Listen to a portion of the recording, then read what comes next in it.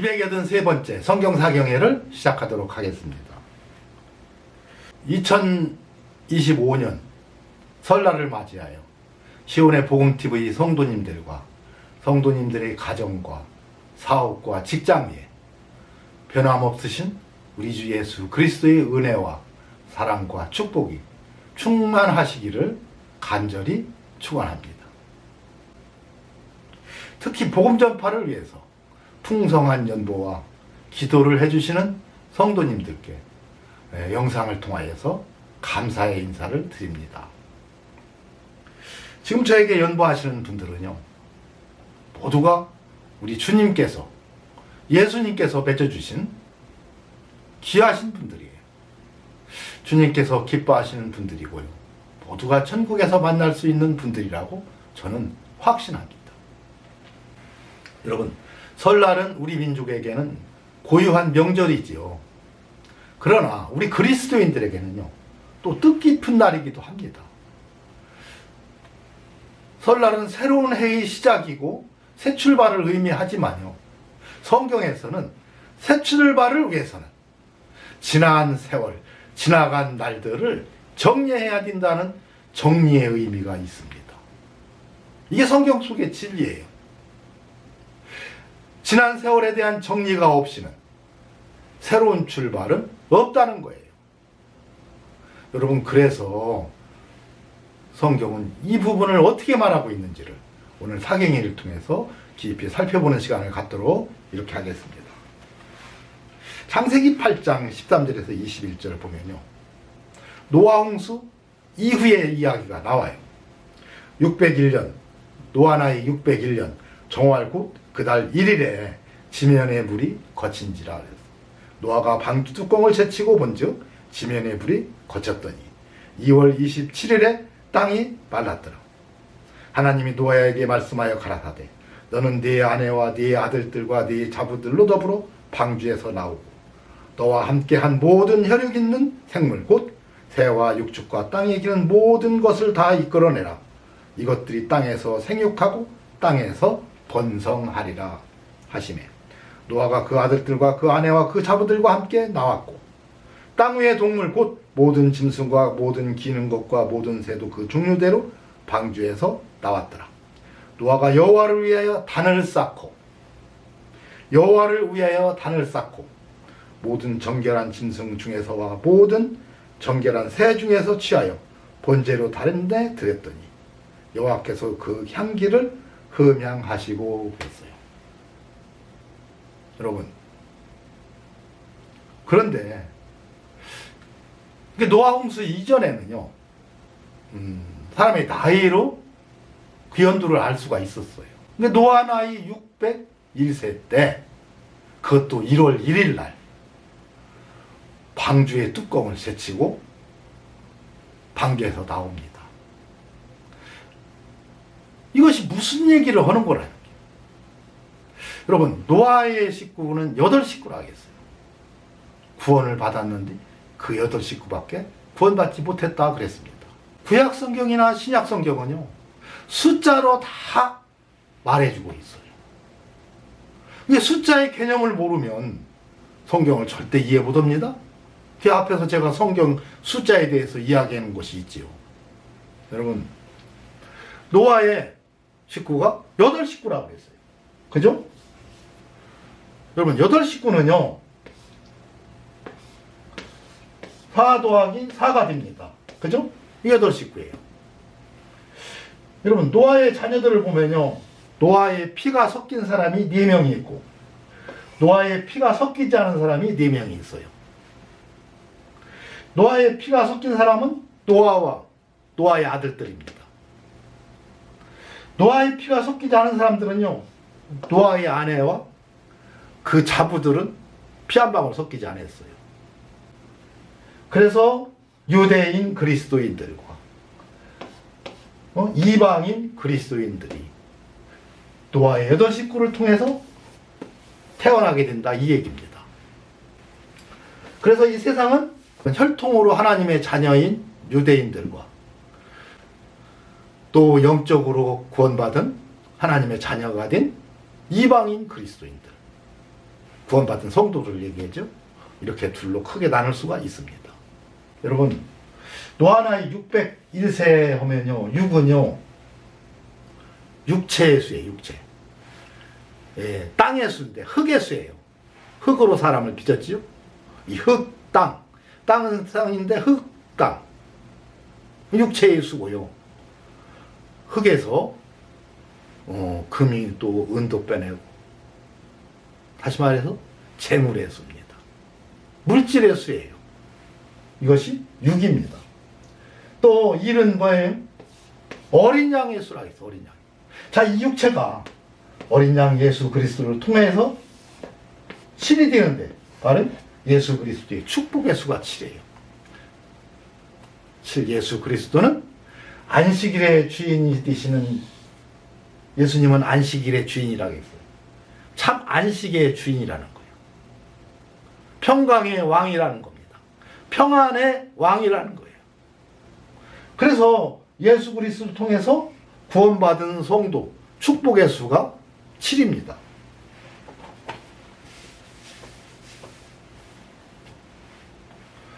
여러분, 일은요, 어린 양의 수예요, 어린 양.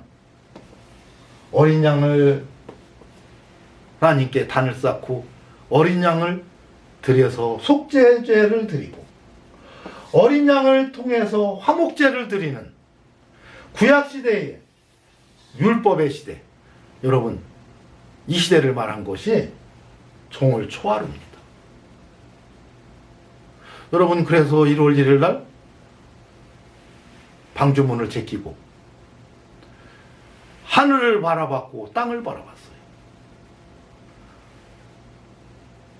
새 하늘과 새 땅을 바라본 겁니다. 여러분, 노아가 방주에 들어가기 전 그 세상은요, 너무도 음란한 세상이었고 하나님이 심판으로 다 죽일 수밖에 없었던 그 세상은 이제 방주로 들어간과 동시에 끝나게 되고, 여러분, 방주에서 문을 제끼고 나왔을 때 새하늘과 새 땅을 바라봤을 때는 지난 세월은 없어지고 사라지고 없어진 겁니다. 여러분, 그걸 말하고 있는 거예요. 그래서 율법의 시대가 이제 시작될 것을 말한 거고요.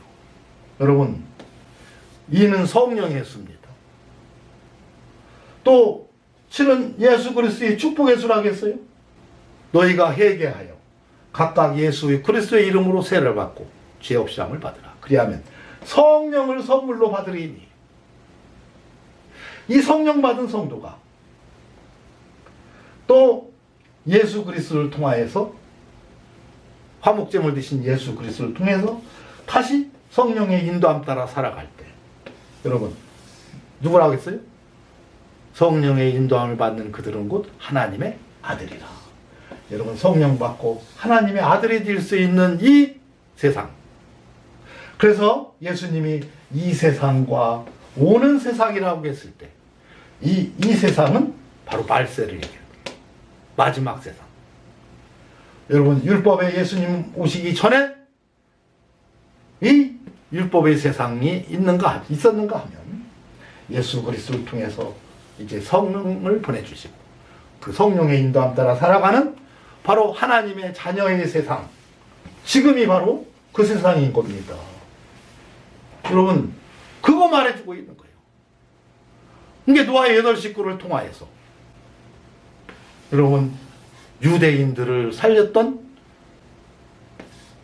유대인 그리스도인들의 세상이 있는가 하면, 여러분, 피 한 방울 섞이지 않았지만, 혈통은 아니지만, 그러나 예수 그리스도를 통해서 성령 받고 성령의 인도함 따라서 하나님의 아들이 되는, 여러분, 이 세상, 주님이 말씀하신 오는 세상이 이 말세가 바로 지금인 겁니다. 노아가 여호와를 위하여 단을 쌓고 그랬어요. 단은 뭡니까? 제사를 드리기 위해서 나무를 놓고 제물을 바쳐서 놓은 단을 쌓았다는 거예요. 여러분, 제사들이 단을 쌓았다는 겁니다. 모든 제물은 뭡니까? 회개를 말하는 거예요. 다시 말해서 새로운 출발을 하는데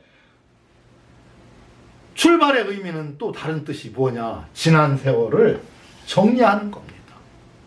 회개하고 끝내버리는 거예요.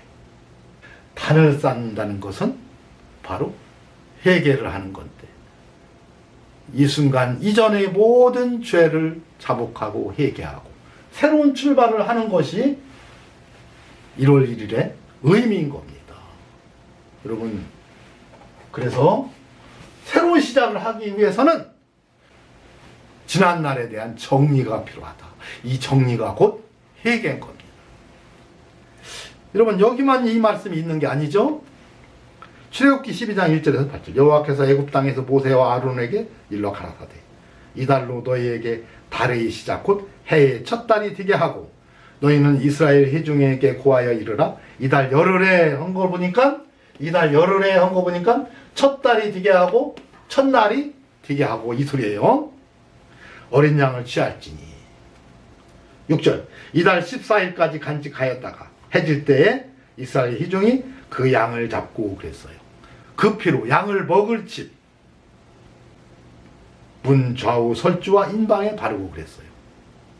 이거 뭡니까? 이게 6월절에 대한 제정인데 14일까지, 여기 14일이 나오네요. 지난주에 우리가 사경일을 하면서 아브라함과 다윗의 자손 예수 그리스도의 계보라에서 14대가 나오는데 14대는 뭘 얘기하는 거냐? 예수 그리스도를 통해서 회개하고 구원받은 성도가 예수 그리스도를 통해서 화목제물 드신 예수 그리스도를 통해서 또 회개하고 성결한 삶을 살아가는 것이 7 더하기 7이라고 얘기했어요. 합치면 14가 되죠. 여기도 지금 이달 14일까지 간직하였다가 14일날 저녁에 잡으라는 거예요. 왜요? 여러분은 앞에 7과 뒤에 7이 다른데 앞에는 속죄제고 뒤에는 화목제물인데 이날 드리는 것은 뭐예요? 화목제물로 드리는 겁니다. 화목제물을 드리는 거예요. 6월절 어린 양은 화목제물 드리는 거예요. 이스라엘 백성은 구원받은 성도에 대한 예표예요. 출애굽할 때 구원받은 성도에 대한 예표이기 때문에 여러분, 그들이 죄를 지었을 때는 화목제물 되신 예수 그리스도에게 회개함으로, 그래서 14일이 그래서 나온 거예요. 그래서 이 숫자에 대한 개념을 모르면 그래서 성경을 이해하기가 어렵습니다. 그래서 성경 속의 진리를 숫자로 계속해서 말해주고 있어요. 여러분, 노아홍수 이전에 왜 그들이 멸망받을 수밖에 없었습니까? 진리가 없었어요. 진리가. 그 부분을 잠깐 살펴보고 지나가도록 하겠습니다. 창세기 1장 27절에서 28절, 하나님이 자기 형상 곧 하나님의 형상대로 사람을 창조하시되 남자와 여자를 창조하시고 하나님이 그들에게 복을 주시며 그들에게 이르시되 생육하고 번성하여 땅에 충만하라. 땅을 정복하라. 바다의 고기와 공중의 새와 땅에 움직이는 모든 생물을 다스리라 하시니라 그랬어요. 복바라크, 무릎을 꿇다 이 소리인데 항복하다 이거예요. 회개한다 이 소리입니다. 자, 생육하고 번성하고 땅에 충만하라 라는, 여러분, 이 육적인 의미는 뭐예요? 여러분, 이 말씀을 육적으로 해석했기 때문에 타락할 수밖에 없었던 거예요. 생육하고, 생육이라는 말은요, 자라다 이런 뜻이에요. 네가 자라나라 이거예요. 성장해라 이겁니다. 생육하고, 번성하려면 어떻게 해? 증가시키다 이 소리예요. 번성하려면 어떻게 해요? 내가 나로 끝나는 게 아니고 번성하려면 결혼해서 자녀를 낳아야 되지. 근데 번성하고 증가시키려면 어떻게 해요? 자녀를 많이 낳으려면 아내를 많이 얻으면 되는 거예요. 여러분, 노아홍수 이전에 얼마나 타락했냐면요, 자기들이 좋아하는 모든 자로 아내를 삼았다고 했어요. 자기들이 좋아하는 모든 자, 조건 없어요. 모든 자예요. 그러니까 뭐 얼마나 많은 사람들과 결혼을 해서 자녀를 낳았으면 모든 자로 아내를 삼아서 타락할 때도 타락했는데 왜요? 그 사람들은 타락한 게 아니에요. 하나님 말씀대로 살아서 그래요. 어떻게?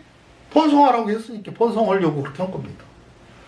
땅에 충만하라 했기 때문에 충만해 주려고 꽉 가득 채우려면 어떻게 해요? 많이 타다많이 결혼해서 많은 여자를 거느리고 살아야 되고 그래야 많은 자식을 낳고 그래서 충만해지지요. 이렇게 해석하는 것이 심판의 원인이 됐던 거예요. 타락의 원인이 됐습니다. 하나님이 이 말씀하신 것은 영적인 의미로 말한 건데 육적인 의미로 생각하면은 이게 타락의 원인이 되었고 결국 그들이 심판받고 다 죽임당할 수밖에 없었어요. 여러분, 성경은 하나님이 말씀 속에 담겨있는 진리가 하나님의 말씀이에요. 하나님의 뜻입니다. 물론 육적인 뜻도 있어요. 그러나 진리가 하나님의 진리의 말씀이지 성경을 육적으로만 해석하면 한없이 타락할 수밖에 없는 거예요. 지금도 성경을 육적으로 해석하면요, 한 번 구원은 영원한 구원이 얼마든지 됩니다. 그러니까 구원받은 성도는 회개하지 않아야 된다 해서 회개를 받고 있어요. 성경은 계속해서 회개하라고 하고 있는데 육적으로 해석하다 보니까 그런 거예요. 여러분, 영적인 의미는 뭡니까? 복을 받는 방법을 얘기해 준 거예요. 자, 복을 주시며 그랬어요. 복을 주시며. 복바라, 그 무릎을 꿇다요. 하나님께 무릎 꿇는 게 복입니다. 항복하는 거예요. 주님, 저는 죄인입니다 하고 무릎 꿇는 게 바로 복이에요. 여러분, 복은 무릎을 꿇다인데 이 무릎을 꿇는 것을 다시 말해서 회개하고 성결한 삶을 사는 것이 복인데 이 복을 어떻게 해라? 생육하라. 여러분, 이것으로 생육하가 자라나라 이겁니다. 이 복을 무릎 꿇는 삶을 아주 생활화해라 이거예요. 그리고 그것으로 번성하라는 거예요. 번성하라는 거 뭐예요? 자녀에게 부지런히 가르치며 땅에 충만하라는 얘기입니다. 예루살렘과 온 유대와 사마리아까지 복음을 전하라 이거예요. 내 증인이 되라는 얘기입니다. 여러분, 이게 복을 주시면서 하신 축복받는 방법을 얘기해 준 건데 이 말씀을 잘못 오해하다 보니까 이것을 육적으로 해석하다 보니까 한없이 타락해진 거예요. 성적으로. 또 바다의 고기와 공중의 새와 땅에 움직이는 모든 생물을 다스리라고 했더니 다스리는 것을 막 정복하라고 했더니 어떻게 해요? 막 다 잡아먹고 막 하는 것이 다스리는 것으로 착각을 하고 있는 거예요. 여러분, 이런 모든 생물을 다스리라는 얘기는요, 다스림 당하지 말라는 얘기예요. 다스림 당하지. 여러분, 그것들은 우리에게 식물로 주었어요. 그러나 근데 다스림 당하지 말라고 했더니 다스리라고 했더니 다스림을 당하고 있어. 독수리를 믿고 있고 소를 믿고 있고 그래서 소에게 막 저러고 하는 그런 나라도 있고 독수리가 신이라고 해서 독수리한테 복을 달라고 빌고 있고 다스림 당하는 거예요. 모든 생물을 다스리라고 했더니 여러분, 모든 생물을 하나님으로 믿고 있는 많은 사람들이 있지요? 다스림 당하고 있는 거예요. 여러분, 이와 같이 이 말씀의 진리는 그 뒤에 숨겨져 있는데 이 진리를 깨닫지 못하니까 한없이 타락해서 죄를 짓게 되었다 이 얘기입니다.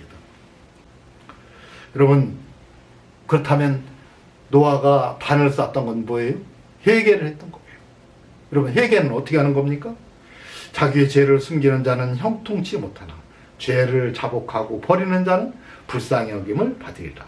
죄를 자복하고 버리기까지 해야 됩니다. 자복만 하면 안 돼요? 버려야 됩니다. 이것을 마태복음에서 세례 요한이 그랬죠.